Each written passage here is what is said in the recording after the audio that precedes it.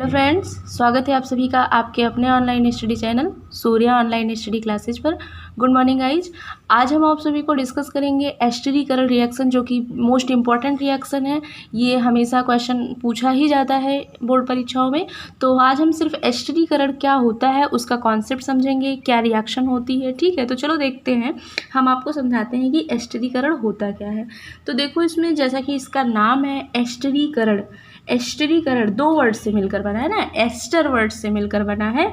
तो हमें ये समझना होगा कि एस्टरीकरण मतलब इसका जो प्रोडक्ट होगा वो एस्टर ही होगा, एस्टर इसमें बनेगा। देखो, कोई भी रिएक्शन हो उसमें सबसे पहले आपको समझना चाहिए, रिएक्शन को याद नहीं करना चाहिए। तो देखो, एस्टरीकरण में क्या होता है, देखो पहले इसके रिएक्शन को हम समझाएंगे, तब आपको लैंग्वेज बताएंगे कि इसकी डिफिनीशन होती क्या है। देखो, इसमें सबसे पहले क्या करते हैं, मोनोकार्बोक्सिलिक अम्ल लेते हैं। क्या लेते हैं? मोनोकार्बोक्सिलिक अम्ल। तो यहाँ पर हमने एक किसी भी मोनोकार्बोक्सिलिक अम्ल को लिया, तो यहाँ हमने एसिटिक अम्ल को ले लिया। एसिटिक अम्ल का फॉर्मूला आप सभी को पता है, क्या होता है? CH3COOH, एसिटिक अम्ल हो गया। एथिल अल्कोहल का फॉर्मूला क्या होता है? C2H5OH, एथिल अल्कोहल लिया। पहले हमने लिया प्राइमरी कार्बोक्सिलिक अम्ल, मतलब मोनोकार्बोक्सिलिक अम्ल, वहाँ था एसिटिक अम्ल और एथिल अल्कोहल लिया।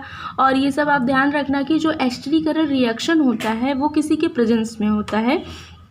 तो यहाँ पर तनु H2SO4 लेते हैं, डाइल्यूट H2SO4 के प्रेजेंस में ये रिएक्शन होता है।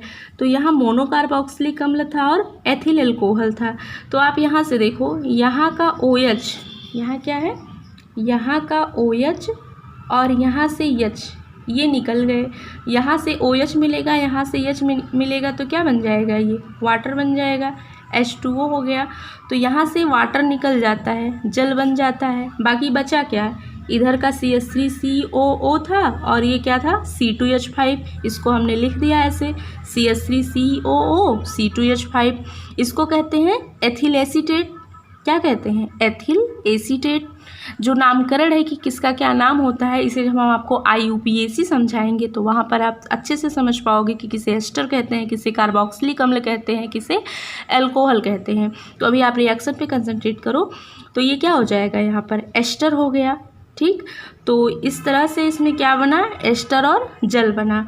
तो मतलब ये हुआ कि जब मोनोकार्बोक्सिलिक अम्ल को हम तनु H2SO4 के प्रेजेंस में एथिल अल्कोहल के साथ अभिक्रिया कराएंगे तो एस्टर और जल बनेगा। ठीक, देखो CH3COOH लिया, C2H5OH था ही, यहाँ का OH, यहाँ से H, वाटर हो गया। बाकी जो बचा उसको हमने लिख दिया। तो इसी को हम लैंग्वेज के फॉर्म में याद कर सकते हैं कि जब मोनोकार्बोक्सिलिक अम्ल प्राइमरी अल्कोहल के साथ तनु H2SO4 के प्रेजेंस में अभिक्रिया करता है, रिएक्शन करता है, तो एस्टर तथा पानी बनता है। यह अभिक्रिया एस्टरीकरण अभिक्रिया कहलाती है। ठीक है, देखो जो एस्टरीकरण, यहाँ का जो सिंबल आप ध्यान में रखना कि ये जो है ये कैसा है? रिवर्सिबल रिएक्शन है, उत्क्रमणीय अभिक्रिया है। अभिक्रिया जो होती है दो प्रकार की होती है, एक उत्क्रमणीय होती है, एक अनुत्क्रमणीय होती है।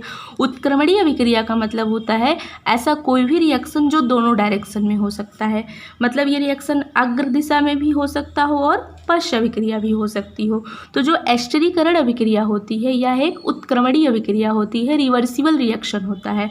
मतलब ये अग्र दिशा में भी होगी और पश्च अभिक्रिया भी होगी। तो जो अग्र दिशा में हो रही है उसको तो हम एस्टरीकरण कहते हैं, और जो पश्च अभिक्रिया होगी, इसका जो फॉरवर्ड डायरेक्शन होगा उसे हम हाइड्रोलिसिस, जल अपघटन भी कहते हैं। ठीक, तो आई होप आपको एस्टरीकरण का कॉन्सेप्ट समझ में आया होगा। ठीक है गाइस, तो आप इसको देख लेना क्योंकि ये वेरी मोस्ट इंपॉर्टेंट रिएक्शन है। इस तरह से हम आपको छोटा छोटा वीडियो देते रहेंगे और जो भी मोस्ट इंपॉर्टेंट रिएक्शन है उसको हम डिस्कस करते रहेंगे। Thank you so much. पढ़ाई करते रहिए। Thank you.